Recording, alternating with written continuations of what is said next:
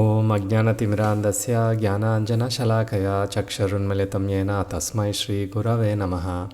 శ్రీచైతన్యమనోభీష్టం స్థాపితం येन భూతలే స్వయం రూప కదా మహ్యం దదాతి స్వపదాంతికం. వైరాగ్యవిద్యా నిజభక్తియోగా శిక్షార్థమేకः పురుషः పురాణः శ్రీకృష్ణచైతన్యశరీరధారీ కృపాంబుధేరస్తం అహం ప్రపద్యే. నమో విష్ణుపాదాయ గౌరప్రేష్ఠాయ భూతలే శ్రీమతే భక్తిప్రపన్నతీర్థగోస్వామి నామినే. శ్రీరూపానగ సారస్వత శ్రీధర నగతా సన్నిహితం త్వాం నవద్వీపధామ సేవానిష్టం దివ్యసద్గుణాన్ భూషితం. పతితానాం విమోచనాయ కృష్ణనామామృతప్రదాయకం వందేతం భక్తిప్రపన్నతీర్థం శ్రీ గౌరకృష్ణ ప్రేమప్రదం. జయ శ్రీకృష్ణ చైతన్య ప్రభు నిత్యానంద శ్రీ అద్వైత గదాధర శ్రీవాసాది గౌరభక్తవృంద. హరే కృష్ణ కృష్ణ కృష్ణ హరే హరే, హరే రామ రామ రామ హరే హరే. ఈరోజు మనం హనుమంతుడు మరి అంగదుడు మధ్యన జరిగినటువంటి సన్నివేశంతోనే అంటే ఐక్యత అనేది ఎలా ఉండాలి, అంతర్గతంగా ఐక్యత ఎలా ఉండాలి, అలాగే బహిర్గతంగా ఐక్యత ఎలా ఉండాలి అన్న విషయాన్ని మనం ఈరోజు తెలుసుకోవచ్చు. రామాయణం చాలా ప్రత్యేకమైనటువంటిది. ఎందుకంటే రామాయణంలోని 3 రకాలటువంటి బృందాలని మనం చూస్తాం. సాధారణంగా మనుషులకి రాక్షసులకి మధ్యన ఏమైనా యుద్ధాలు జరగడం తెలుసు, అలాగే దేవతలకి రాక్షసులకి యుద్ధం జరగడం తెలుసు. కానీ రామాయణంలో మాత్రమే 3 రకాలటువంటి బృందాలు ఉంటాయి కదా, మనుషులు, రాక్షసులు, మరి మధ్యలో వానరులు. అయితే ఈ 3 బృందాల్లోని సమన్వయం ఎలాగుంటుందో అన్న విషయం చాలా ఆసక్తికరంగా ఉంటుంది. సీతమ్మను వెతకడానికి ఇప్పుడు దక్షిణ దిశగా వెళ్తారు వానర సైన్యం.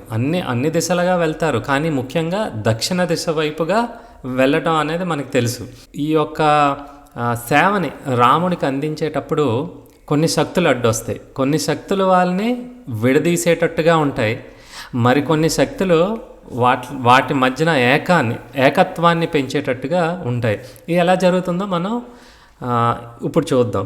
వానరరాజు సుగ్రీవుడు 4 బృందాల కింద విడగొడతారు ఆయన దగ్గర ఉన్నటువంటి వానర సైన్యాన్ని అంతటినీ కూడా. అంటే సీతమ్మ జాడ తెలుసుకోవడం కోసం 4 దిశలుగా పంపిస్తారు. అయితే పంపించేటప్పుడు కూడా ఒక కఠినమైనటువంటి నియమం పెడతారు. ఏంటి, 1 నెల లోపటి కానీ ఎవరైనా తిరిగి రాకపోతే, ఆలస్యం కానీ చేసినట్టయితే వాళ్ళకి కఠినమైనటువంటి శిక్ష విధించడం జరుగుతుందని ఈ నిబంధన పెడతారు. రావణుడు సీతమ్మను దక్షిణ దిశగా తీసుకెళ్లడం చూశారు కాబట్టి దక్షిణ వైపు మాత్రం చాలా ముఖ్యమైనటువంటి బృందాన్ని పంపిస్తారు. అంటే ముఖ్యమైనటువంటి నాయకులు ఉంటారు అందులోని.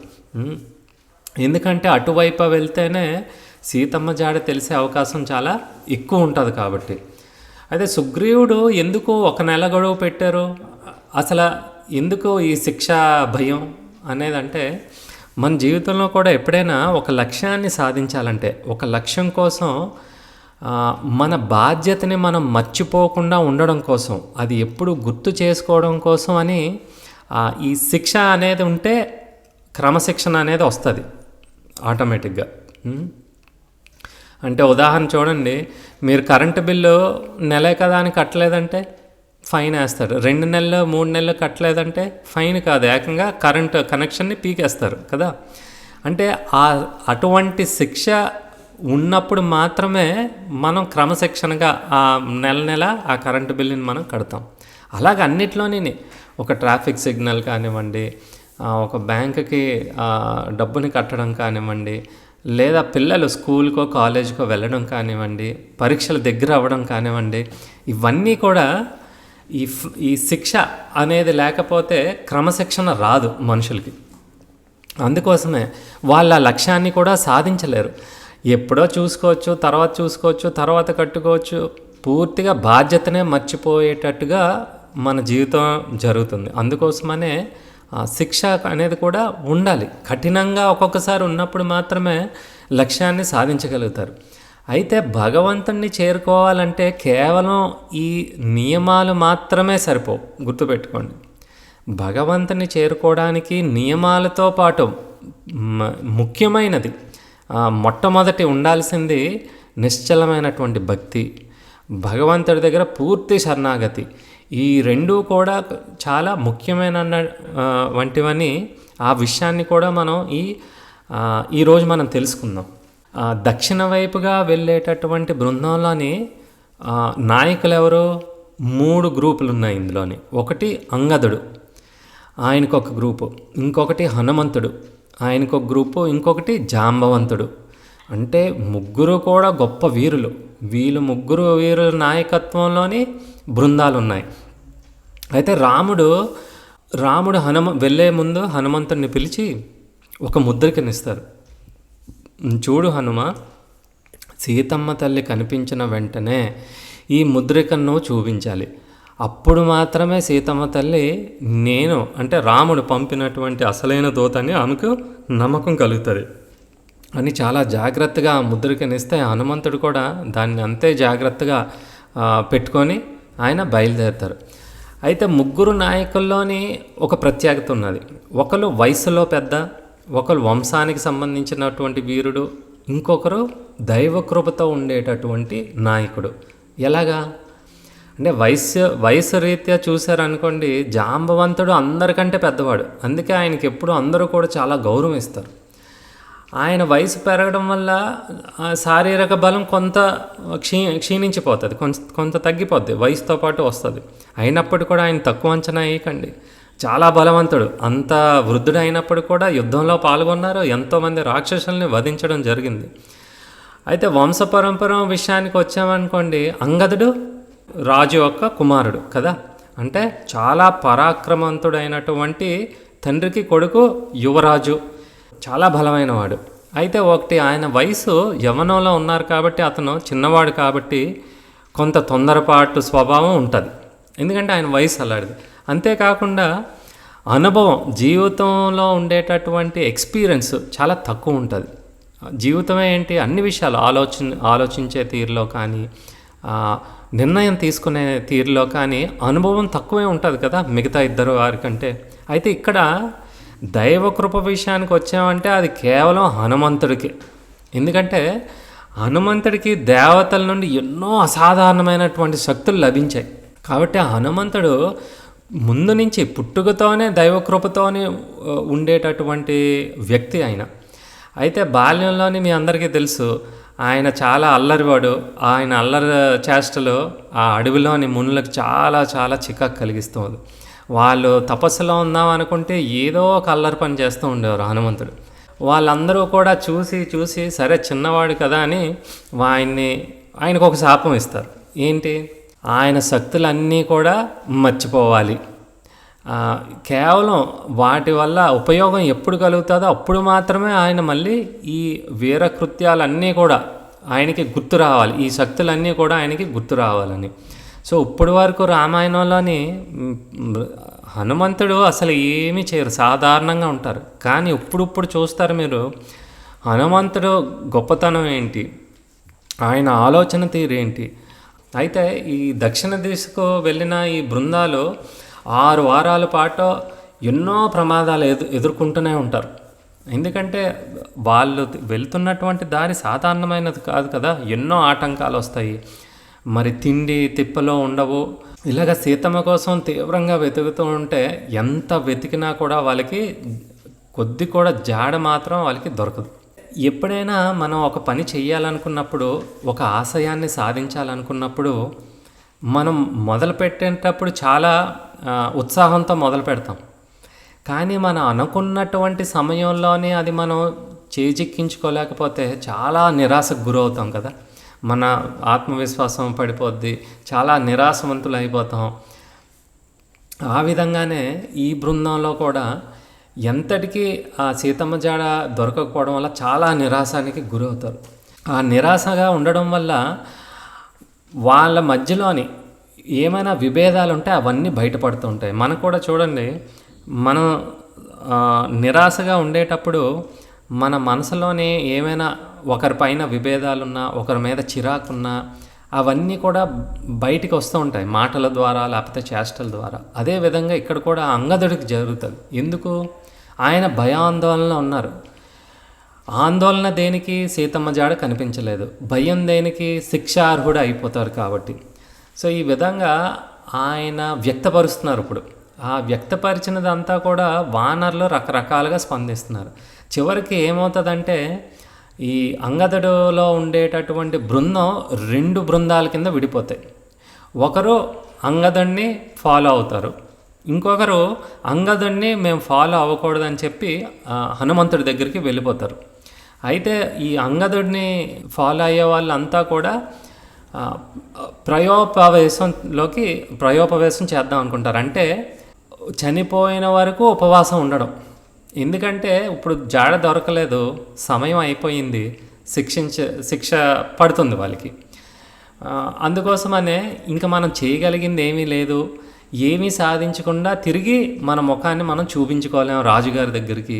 అందుకే చనిపోయిన దాకా ఇలాగా మనం ఉపవాసంతోనే ఉందాం, ఏ ఆహారాన్ని పుచ్చుకోకుండా అని. వాళ్ళు ఏమీ పుచ్చుకోవట్లేదు, ఏమీ తీసుకోవట్లేదు. దొరకడమే కష్టం ఆహారం అనేది ఆ ప్రయాణంలో. ఏమీ కూడా మంచినీళ్ళు కూడా తీసుకోవట్లేదు, ఆహారాన్ని కూడా పుచ్చుకోకుండా ఒకరు. అయితే ఇంకొక వర్గం హనుమంతుడి వైపు నిల్చుంది. ఎందుకంటే హనుమంతుడు అన్నీ ఉన్నాయి, ఉత్సాహం ఉన్నది ఆయనకి. హనుమంతుడికి బుద్ధి కూడా చాలా ఎక్కువ ఉన్నది. మరి హనుమంతుడికి దైవకృపతో కలిగినటువంటి వారు. సుగ్రీవుడు ఇలాగా ఏదైతే శిక్షిస్తానన్నారో అంటే అప్పుడు హనుమంతుడు అంటారు, ఆ మిగతా వచ్చినటువంటి బృందం వారికి సరిచేసి చెప్తున్నారు. చూడండి, సుగ్రీవుడు న్యాయబుద్ధితో కలిగినవాడు. వెతుకులాట నెల సమయాన్ని ఇచ్చారు, కానీ ఆయన ఉద్దేశం సీతమ్మ తల్లి జాడ ఎలాగైనా కనుక్కోవాలని, అంతేకాని మిమ్మల్ని శిక్షించాలని కాదు. కొంత ఆలస్యమైనా పర్వాలేదు, సీతమ్మ జాడ దొరికిందనే విషయాన్ని చెప్పారంటే ఆ విషయాన్ని కూడా ఆయన మర్చిపోతారు. మిమ్మల్ని శిక్ష వెయ్యాలన్న విషయాన్ని కూడా మర్చిపోతారు. కాబట్టి మీరు దాని గురించి ఎక్కువగా పట్టించుకోవద్దని చెప్తారు. జాంబవతుడికి ఉండేటటువంటి అనుభవం, పెద్దల అనుభవం చాలా ముఖ్యమైనది ఇటువంటి కార్యక్రమాలకి సాధించడానికి. అలాగే అంగదుడికి వంటి ఒక యువకుడికి ఉండేటటువంటి ఉత్సాహం కూడా చాలా ముఖ్యమైనది. కానీ అన్నిటికన్నా ముఖ్యమైనది ఏంటంటే ఒక లక్ష్యాన్ని సాధించాలంటే హనుమంతుడికి ఉండేటటువంటి అచంచలమైనటువంటి భక్తి, భగవంతుడి పైన ఉండేటటువంటి ఆ అంకిత భావం, ఇది కానీ ఉంటే ఏ లక్ష్యాన్నైనా మరి సాధించగలుగుతారు. జాంబవతుడికి ఉండేటటువంటి అనుభవం మీకు లేదా, భగవంతుడు మీకు ఇస్తారు.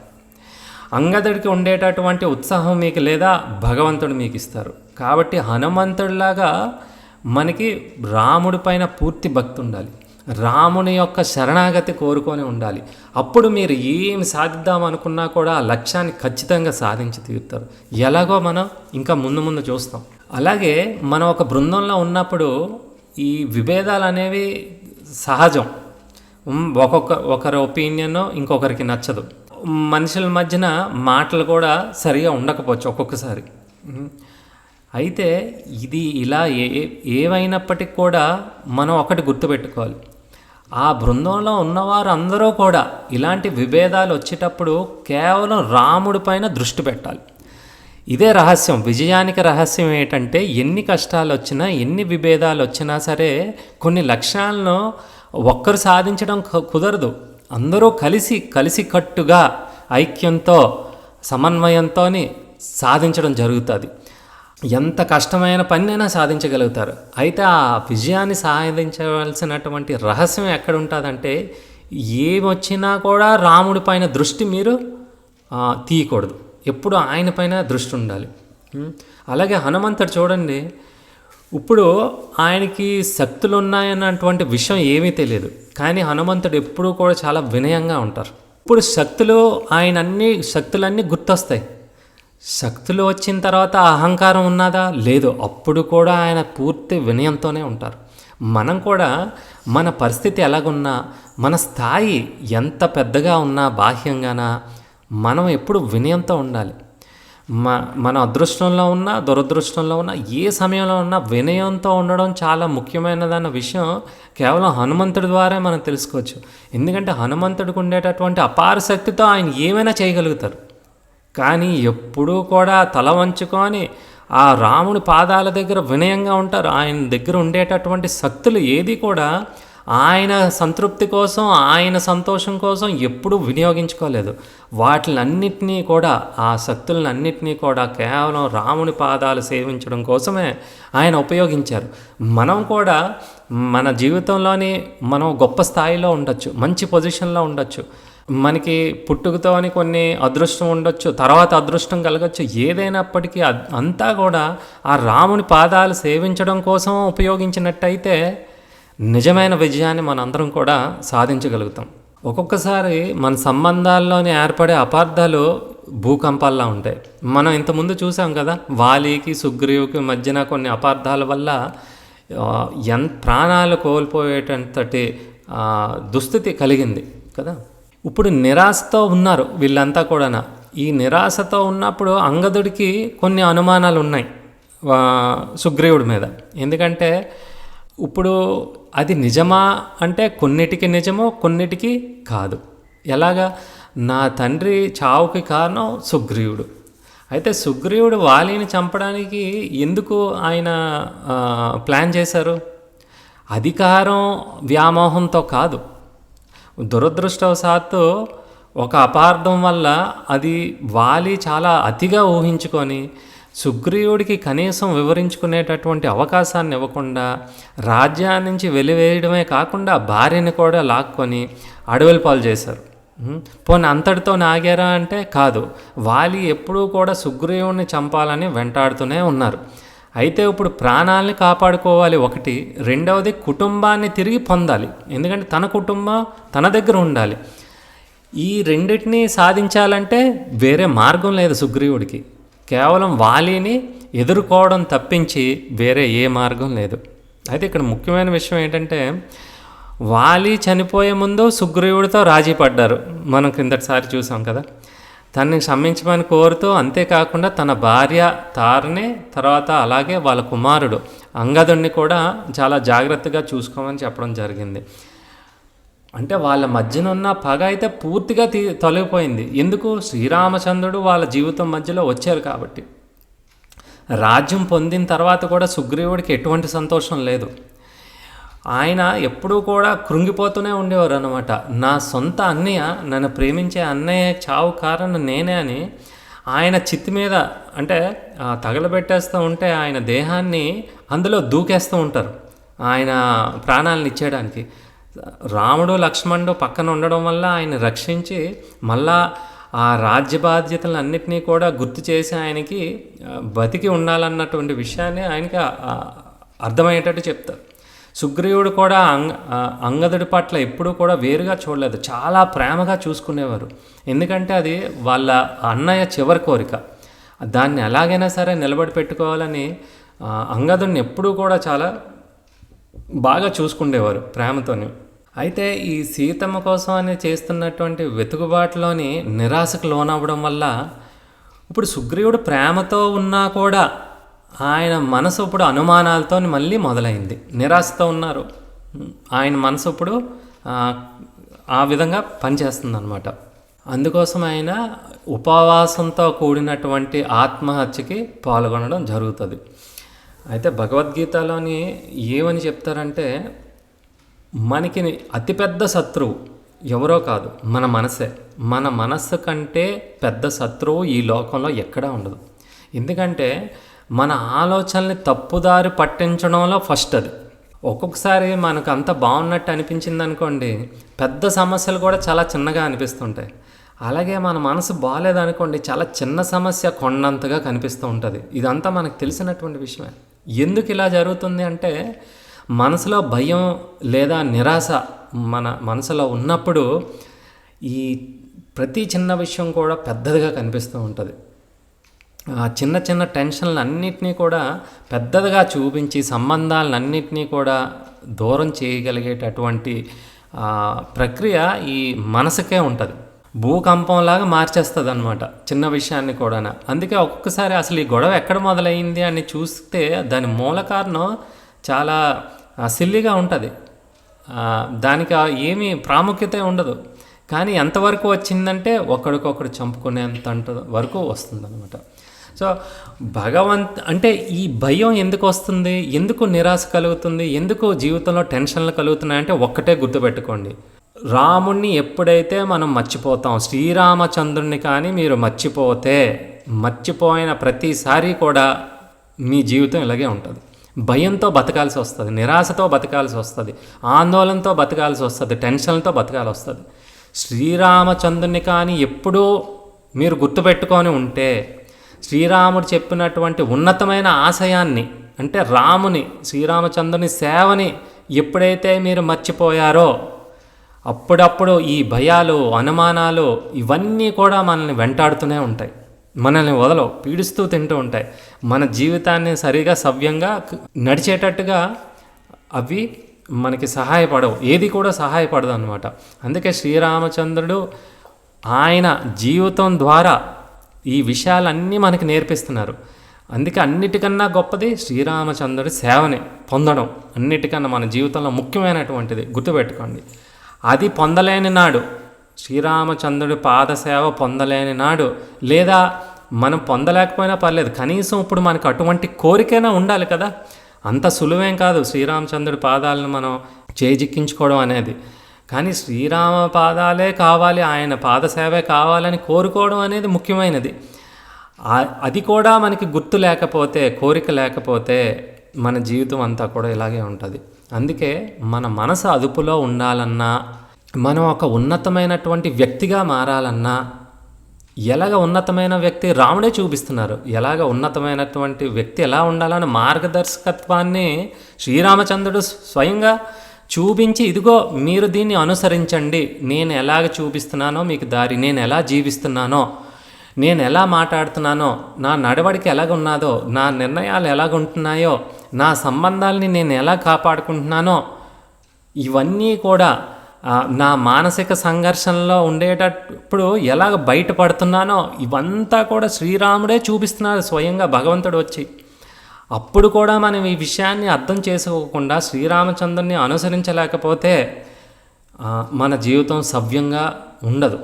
కాబట్టి ఈ విషయాన్ని మనం ఎప్పుడూ మర్చిపోకూడదు. మనకి ఎప్పుడైనా ఇలాంటివి ఏమైనా కలిగితే మీకు గుర్తు రావాల్సిన, నేను శ్రీరామచంద్రుని మర్చిపోయాను, నేను శ్రీరామచంద్రుడికి సేవ చెయ్యట్లేదన్నమాట, అందుకే నా జీవితం ఇలా ఉన్నది. వెంటనే మనం గుర్తు చేసుకొని, ఇప్పుడు వీళ్ళైతే రాముణ్ణి సేవించడం కోసం కదా సీతమ్మ తల్లిని ఎతకడానికి ఎలాగైతే వాళ్ళ ధ్యేయం ఉన్నదో, మనం కూడా ఆ ధ్యేయాన్ని గుర్తుపెట్టుకోవాలి. అయితే ఇక్కడ హనుమంతుడు చాలా క్లిష్టమైన పరిస్థితిలో ఉన్నారు. యువరాజు ఇప్పుడు సహకరించట్లేదు. ఎవరు? అంగదుడు ఇప్పుడు అందులో వానర సైన్యంలోని ఇప్పుడు విడిపోవడం జరుగుతున్నది, గ్రూపుల కింద మారిపోయింది. కానీ హనుమంతుడు చాలా మెచ్యూరిటీతో ఉన్నవారు.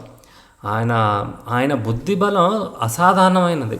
ఇప్పుడు హనుమంతుడు కావాలంటే ఎదురు తిరగచ్చు, అంగదుడి పైన ఎదురు దాడి కూడా చెయ్యొచ్చు, లేదా అంగదుడి యొక్క స్థానాన్ని చాలా కృంగదీయచ్చు.